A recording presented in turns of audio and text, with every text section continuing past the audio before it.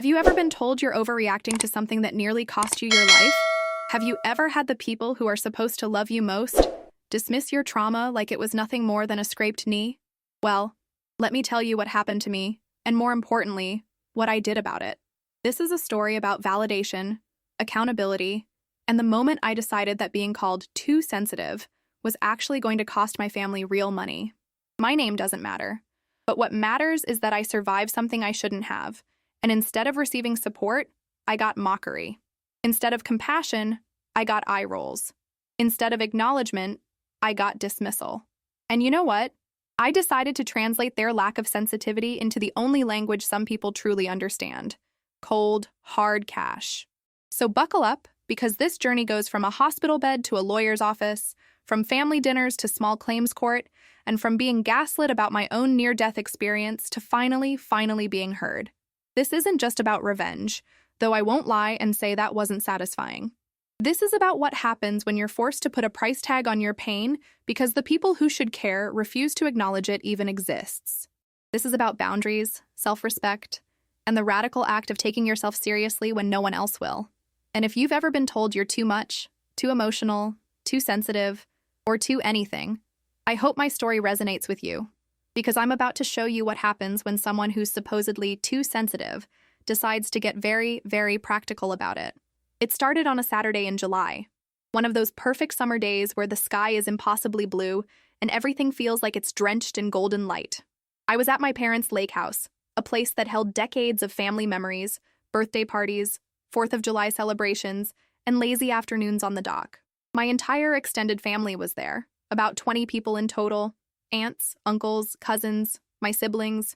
Everyone gathered for what was supposed to be a relaxing weekend reunion.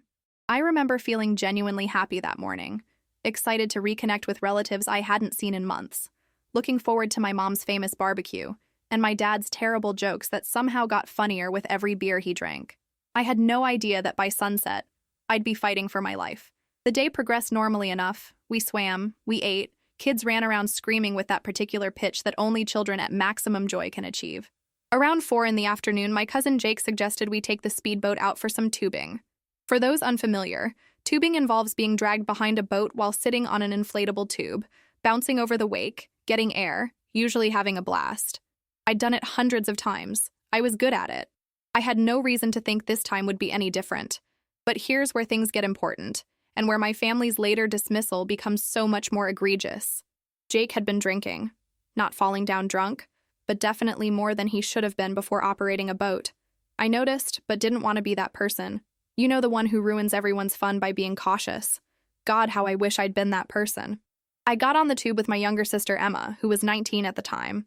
Jake gunned the engine and we took off across the lake, bouncing and laughing, water spraying in our faces, that rush of adrenaline you get from speed and slight danger mixing into pure exhilaration. Then it happened. Jake took a turn too sharp, too fast, and the rope whipped us violently to the left. I remember the physics of it, the way the tube caught air, the way time seemed to simultaneously speed up and slow down, that weird phenomenon where your brain processes every millisecond in excruciating detail while events unfold faster than you can react. Emma and I were thrown from the tube at what I later learned was approximately 35 miles per hour. But here's the critical detail. We were thrown in different directions, and I was thrown directly into the path of the boat as Jake, panicking, tried to correct his course. I hit the water hard, the impact knocking the wind out of me. But that wasn't the worst part.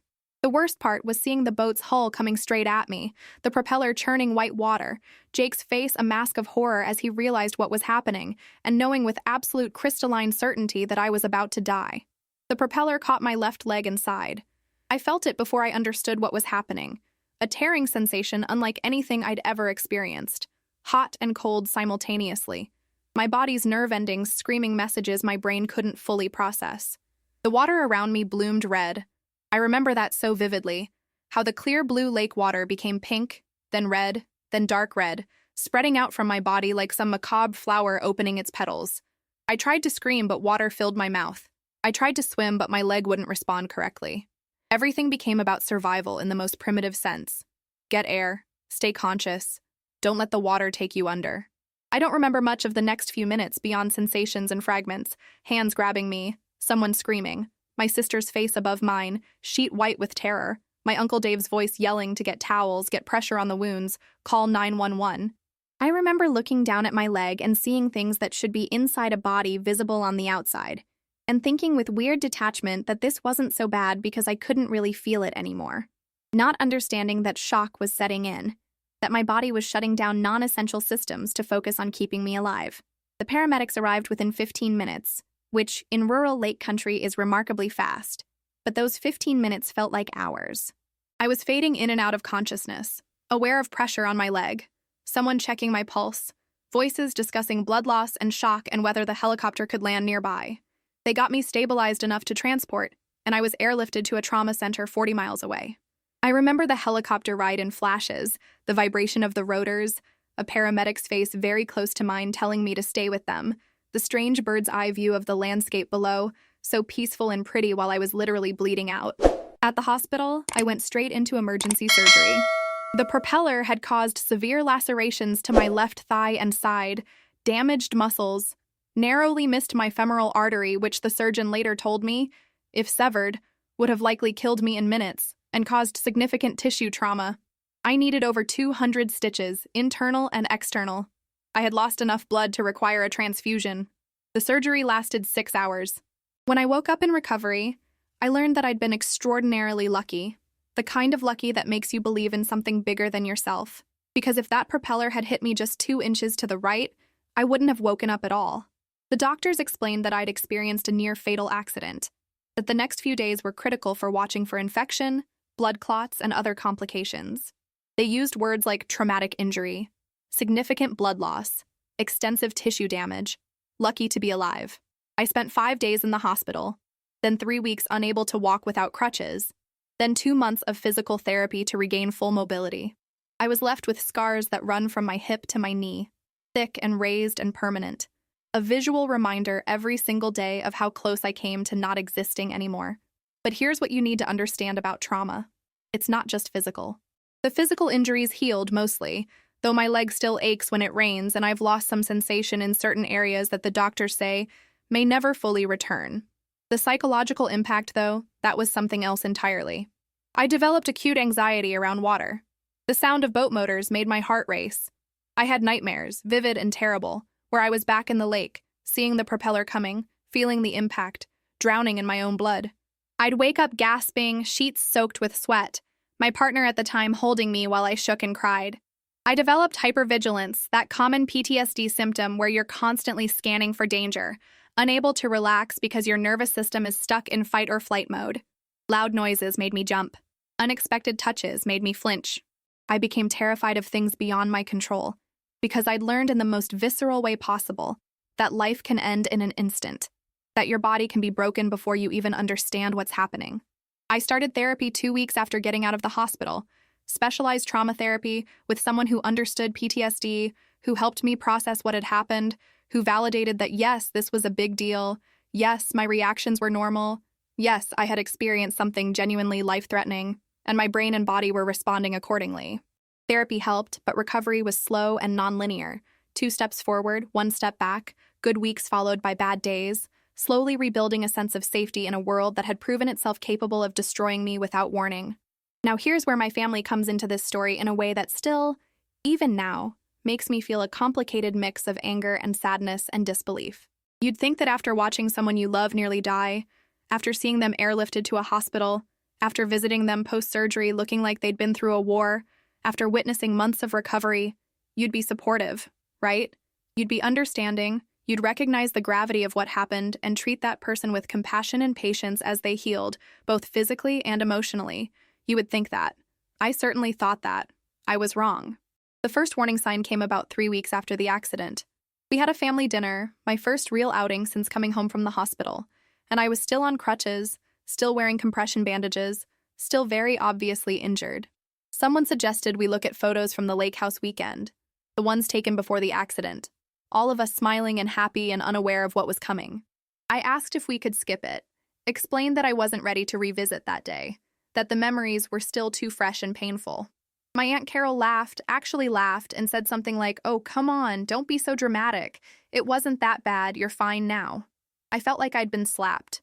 I looked around the table, waiting for someone to defend me, to point out that I'd literally almost died, that I was very clearly not fine, that requesting we not relive my trauma wasn't dramatic, but basic self-care. No one said anything. My mom changed the subject. My dad looked uncomfortable, and we moved on, like I hadn't just been told that my near-death experience wasn't that bad. That was just the beginning.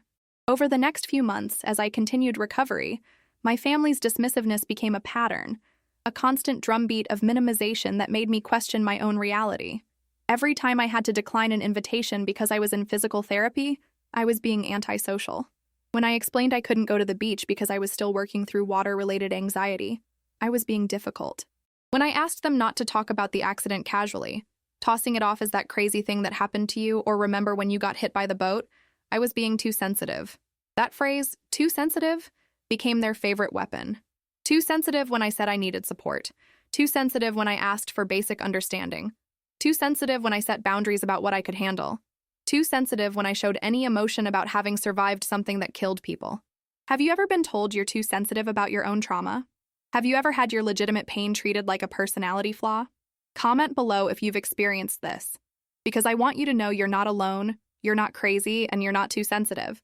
You're having normal reactions to abnormal events, and anyone who tells you otherwise is wrong. But my family had decided on their narrative. I was overreacting, making a big deal out of nothing, wallowing instead of moving on, and they were going to stick to it no matter how much evidence suggested otherwise. The worst part was the way they talked about Jake, my cousin who'd been driving drunk, who'd caused the accident through his negligence, who'd put both me and Emma in mortal danger. He felt really bad, they said. He's beating himself up, they said. We need to move past this as a family, they said. As if moving past it meant I should just forget that his choices had nearly killed me, that I should prioritize his guilty feelings over my actual trauma, that supporting him through his regret was more important than supporting me through my recovery. The breaking point came almost 6 months after the accident, at Thanksgiving dinner. I'd worked hard in therapy, made significant progress with my PTSD, even managed to be around swimming pools without panicking, though lakes and boats were still absolutely off limits. I was proud of how far I'd come, of the work I'd put in, of slowly reclaiming my life from the grip of trauma. We were all gathered at my parents' house, the same cast of characters from that July weekend, and someone, I don't even remember who, suggested we should all go back to the lake house for Christmas. Just like that. Casual as suggesting we watch a movie. I felt my chest tighten, my breath shorten, all the physical symptoms of a panic attack starting to build. I said as calmly as I could manage that I wasn't comfortable with that I wasn't ready to go back there yet. Maybe someday, but not now, not yet. And my brother, my own brother who'd visited me in the hospital, who'd seen me at my worst, looked me dead in the eye and said, "Are you seriously still milking this? It's been 6 months, you're walking fine, the scars are fading, you need to get over it and stop making everything about you." The table went silent. I felt hot tears building behind my eyes, my face flushing with a combination of hurt and rage and something else, something cold and clear and done. My mother jumped in, not to defend me, but to smooth things over, to say that maybe we were all being a bit too sensitive, that emotions were high, that we should just enjoy our dinner.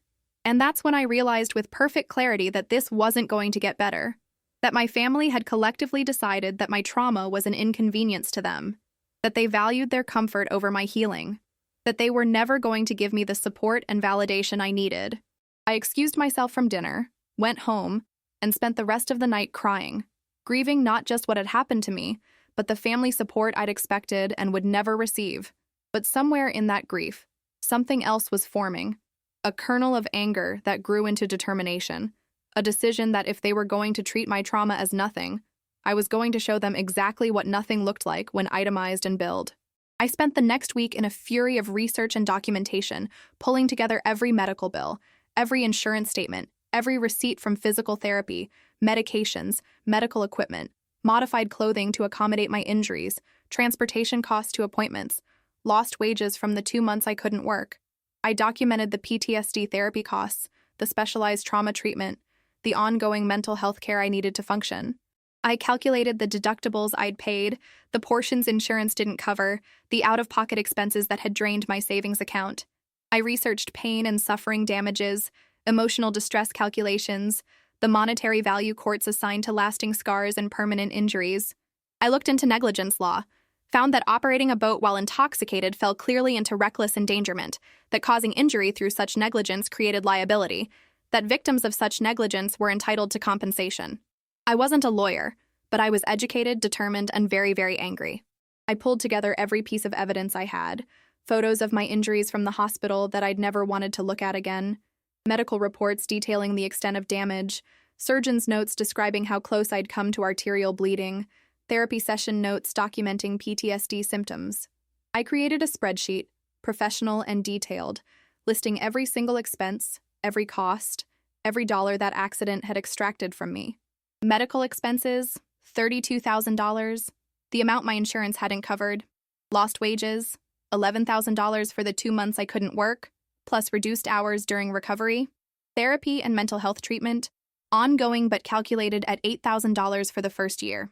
Pain and suffering, I assigned a modest $100 per day for the 6 months since the accident, $18,000.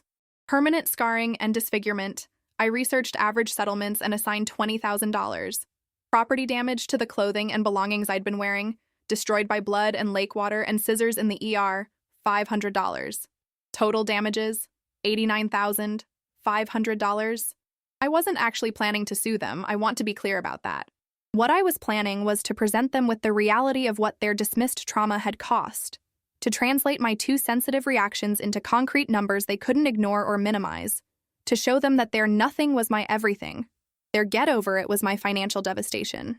Their you're fine now was my months of suffering quantified in dollars and cents. I created an invoice, professional looking, detailed, addressed to my parents, brother, and cousin Jake, as the parties responsible through either direct negligence or complicity in the dismissal of said negligence. I itemized everything, attached supporting documentation, included a cover letter that was coldly, perfectly polite. It explained that since they'd repeatedly indicated my injuries and trauma were minor and I was overreacting, I wanted to provide them with an accurate accounting of what minor looked like, that I was requesting compensation for damages caused by the boating accident of July 16th, that I expected payment within 30 days. I cited the legal precedents for negligence claims, mentioned that I had consulted with an attorney who confirmed I had a viable case, which was true. I'd had a free consultation just to verify I wasn't crazy, noted that I was willing to accept payment plans but expected good faith effort toward restitution. I made copies for each of them, put them in professional folders, and prepared for the next family gathering, which happened to be a birthday party for my dad the following week. I knew this was nuclear. I knew this would blow up whatever remained of my relationship with my family. But here's what I also knew. They'd already blown it up by refusing to acknowledge my pain, by gaslighting me about my own experience, by choosing comfort over compassion. I was just making the destruction visible, putting it in terms they couldn't ignore. The day of the party, I showed up with my folders tucked in my bag, my heart pounding, my hands shaking slightly, but my resolve steel solid. I waited until after the cake, after the singing, after the presents, when everyone was relaxed and gathered in the living room. Then I stood up, pulled out the folders, and said I had something I needed to give them. I handed one to my parents, one to my brother, one to Jake, keeping my face neutral, my voice steady. I explained calmly what they were holding, an itemized bill for damages sustained in the accident 6 months prior, that since they'd repeatedly indicated I was exaggerating the impact, I thought concrete numbers might help clarify the situation, that I looked forward to their response within the 30-day period specified. Then I sat down and waited. The silence was deafening. My mother opened her folder first, her face going through a journey of confusion, shock, and then anger. My father just stared at his, not opening it, like he could make it disappear through will alone. My brother ripped his open, read for about 30 seconds, and then exploded. "What the fuck is this?" he shouted. "Are you seriously trying to sue us over an accident?" Jake looked like he might cry or vomit or both, pale and shaking as he read through his copy. Other family members started demanding to know what was happening, grabbing the folders, passing them around, the room erupting into chaos, everyone talking at once, voices rising, accusations flying. I sat there calm in the eye of the storm and let them rage. My mother was the first to directly confront me, her voice high and tight with fury. "You can't be serious with this," she said. "This is family. You don't sue family. How dare you try to extort money from us over an accident? This is disgusting. This is manipulative. We've been supportive and you're throwing it in our faces." I waited until she finished, then responded quietly that I wasn't suing anyone yet. that this was simply a bill for expenses incurred, that if they'd been supportive as claimed, perhaps they could point to specific instances of that support because I couldn't recall any, that every time I'd expressed pain or fear or need for understanding, I'd been told I was too sensitive, and that I was simply being sensitive about the very real costs now. My brother jumped in, called me petty, vindictive, said I was tearing the family apart over money, that accidents happen and you don't punish people for accidents. I pointed out that it wasn't an accident, it was negligence, that Jake had been drinking and operating a boat recklessly, that his choices had consequences, one of which was nearly killing me, and that yes, I did expect accountability for that.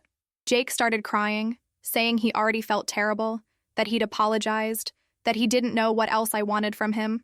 I told him I wanted him to take responsibility, to acknowledge that his drunk driving, because that's what it was, had caused serious harm, to stop letting everyone minimize what he'd done so he could feel better, to sit with the discomfort of knowing his actions nearly killed someone. The room erupted again, people defending Jake, saying I was being cruel, that he was young and made a mistake, that holding it over his head forever was wrong. I asked if 6 months counted as forever now, if wanting acknowledgement of a near-death experience was holding it over someone's head, if expecting basic accountability was too much to ask. The fighting went on for over an hour, circular arguments, personal attacks, tears and shouting and accusations. Several relatives left early, disgusted by the drama, by me for causing it, depending on who you asked. But something interesting happened in all that chaos. No one could actually refute the numbers. No one could deny that those expenses existed, that I'd paid them, that they were directly caused by the accident. No one could argue that Jake hadn't been drinking, or that his operation of the boat hadn't been negligent. They could call me names, question my motives, attack my character, but they couldn't deny the facts. Finally, my dad, who'd been silent through most of it, spoke up. He asked everyone to calm down, said we needed to talk about this rationally, suggested we take a break and reconvene in a few days when emotions weren't so high. I agreed, gathered my things, and left. I cried the whole drive home, not because I regretted what I'd done, but because it was finally, horribly clear that I'd lost my family, not through the accident, but through their refusal to support me after it, through their choice to prioritize their comfort over my healing, through their collective decision that I was the problem for not getting over my trauma fast enough or quietly enough or conveniently enough for them. Over the next few days, I got a barrage of texts and calls, some angry, some pleading, some trying to guilt me into backing down. My Aunt Carol called me selfish and money-hungry. My cousin Emma, who'd been on the tube with me, who'd seen the whole thing, texted that she understood why I was upset, but this wasn't the way to handle it. My mother sent a long email about family loyalty and forgiveness and how disappointed she was in me. But a few people surprised me. My Uncle Dave, who'd been there that day, who'd helped pull me from the water, called to say he got it, that everyone had been acting like it was no big deal when it was obviously a huge deal, that he thought the bill was extreme, but he understood the point I was making.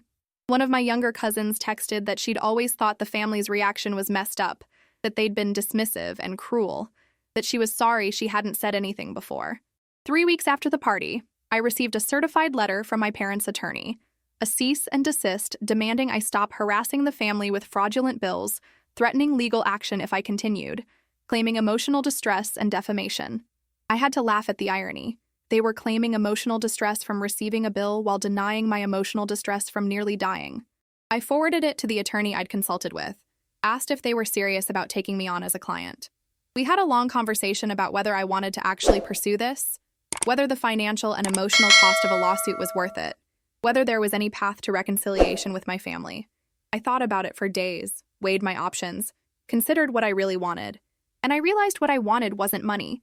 It was acknowledgement, validation, for them to admit that what happened to me was serious, that their treatment of me afterward was wrong, that I deserved better. The money was just the only language they seemed to understand. So I made them an offer through my attorney I would drop the bill entirely in exchange for 3 things: a written apology from Jake taking full responsibility for the accident and its consequences, an acknowledgement from my parents that they'd been dismissive of my trauma and a commitment to do better, and payment for my ongoing therapy, not as damages but as a family investment in my healing. I thought it was reasonable, more than reasonable considering I was entitled to much more under the law. Their response came back within a week, a flat rejection and a counter-offer that I apologized to the family for the distress I'd caused, that I acknowledge I'd overreacted to an unfortunate accident and that we all move forward without any exchange of money. I realized then that they'd rather fight me in court than simply say, sorry, you were hurt and we should have been more supportive. That was my answer. The final confirmation that they valued being right over my well-being. I filed the lawsuit, a formal personal injury claim against Jake with my parents, as additional defendants for their role in enabling his negligence and contributing to ongoing emotional distress through their treatment of me during recovery. It was ugly. Everything you'd imagine family litigation to be and worse. Depositions where relatives testified against each other, medical records being picked apart by opposing attorneys, my therapy notes being scrutinized for evidence of real versus exaggerated trauma, character attacks on both sides, years of family history weaponized as evidence. The case took 18 months to wind through the system. Some family members cut me off entirely. Others quietly reached out to express support. Most stayed neutral and uncomfortable, wishing it would all just go away. My mental health suffered, I won't lie. The stress of the lawsuit compounded my existing PTSD, gave me new anxieties to process in therapy, but my therapist helped me see that I was also standing up for myself in a way I never had before, setting boundaries that mattered, refusing to accept their narrative of my own experience. 3 weeks before the scheduled trial date, their attorney approached mine about a settlement. They wanted to avoid the publicity of a trial, the details becoming public record, the family drama playing out in court. We negotiated. They ultimately agreed to pay $75,000, cover all my past and future therapy costs related to the accident up to 5 years, and Jake had to complete a substance abuse program and boating safety course. There was no written apology, they couldn't even give me that. But there was a signed settlement agreement that legally acknowledged the validity of my claims, which was its own form of vindication. So here I am now, 2.5 years after that sunny July day that changed everything, and I'm in a very different place. I'm not in contact with most of my family. I see my Uncle Dave occasionally, and my cousin Emma and I text sometimes. But the big family gatherings are over for me. That chapter is closed. I used the settlement money to pay off debts the accident had created, invested some for the future, and donated a portion to a trauma survivors organization. Because if my pain could help someone else, that meant something. I'm still in therapy, probably will be for a while. Trauma recovery isn't linear and it doesn't have a neat endpoint, but I'm doing so much better. I can be around water now, even went kayaking last summer, which felt like a huge victory. The nightmares are rare instead of constant. My anxiety is managed. I've learned to live with my scars, both visible and invisible. And I've learned some hard truths about family. Blood relation doesn't guarantee support. Sometimes the people who should love you most will fail you in catastrophic ways. You can't force people to care about your pain no matter how valid it is. And sometimes the healthiest thing you can do is walk away from people who refuse to acknowledge your reality even when it's family. But I've also learned that I'm stronger than I thought. That my sensitivity, that quality they mocked, is actually a strength, because it means I feel deeply, care deeply, refuse to minimize important things. That standing up for yourself isn't cruel even when people call it that. That putting a price tag on your trauma isn't mercenary when it's the only way to make people see that trauma is real. That you deserve respect and support and basic human decency, and you don't have to settle for less, just because someone shares your DNA. So what's the moral of this story? What's the lesson I want you to take away? First, if someone tells you you're too sensitive about your own trauma, that's a reflection of their inability to handle difficult emotions, not a reflection of you overreacting. Your feelings are valid, your pain is real, and you deserve support, period. Second, accountability matters. When someone hurts you through negligence or cruelty, they don't get to decide when you're over it. They don't get to determine that enough time has passed. They don't get to minimize your experience to make themselves more comfortable. Third, sometimes the most loving thing you can do for yourself is set boundaries with people who hurt you, even if those people are family, even if it means losing relationships you thought were fundamental to your life. And finally, sensitivity isn't weakness. Feeling things deeply, caring about your well-being, refusing to accept mistreatment, those are strengths. Those are superpowers in a world that often tells us to suck it up and move on without processing or healing. I want to hear from you. Have you ever experienced something traumatic and had people minimize it? Have you had to set hard boundaries with family members who refuse to support you? How did you handle it? Drop your stories in the comments below, because I know I'm not alone in this, and neither are you. We're a community of people who refuse to let our pain be dismissed, who know our worth, who understand that healing matters more than keeping the peace. If this story resonated with you, if you felt seen or validated or understood, please hit that like button. It really helps the channel and shows me that these raw, honest stories matter to you. And if you want more real-life experiences, more stories of survival and standing up for yourself and navigating the messy complexity of being human, make sure you're subscribed to Living Through It and hit that notification bell so you never miss when I share another piece of my journey or the journeys of others brave enough to speak their truth. Thank you for being here, for listening, for understanding that sometimes being too sensitive is just being sensitive enough to know you deserve better. I'll see you in the next one.